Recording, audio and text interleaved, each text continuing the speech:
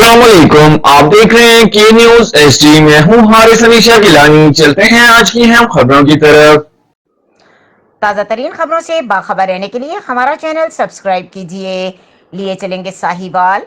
Additional IG traffic police Punjab Lahore Mirza Faran Baig के अहकामात की रोशनी में और district police officer Sahiwal Faisal Shahzad की हिदायत पर district traffic officer Sahiwal Saeed Ahmed Lodhi के जेर निगरानी इंस्पेक्टर राय खिजर हयात अंजुम ने गवर्नमेंट हाई स्कूल में तलबा व तालबात को रोड सेफ्टी और पतंगबाजी के हवाले से आगाही लेक्चर का इनेकाद किया गया, जिसमें तलबा व तालबात को पैदल चलने, zebra crossing, learner one wheeling से इज्तनाब, तेज रफ्तारी लेन और लाइन की पाबंदी, हेलमेट के इस्तेमाल की अफादियत, सीट बेल्ट और ओवरलोडिंग, ट्रैफिक इशारा ओवरटेकिंग, ड्राइविंग स्कूल और पतंगबाजी के नुकसान के मुतालिक आगाही फराहम की गई ताकि हादसा से महफूज रह सकें।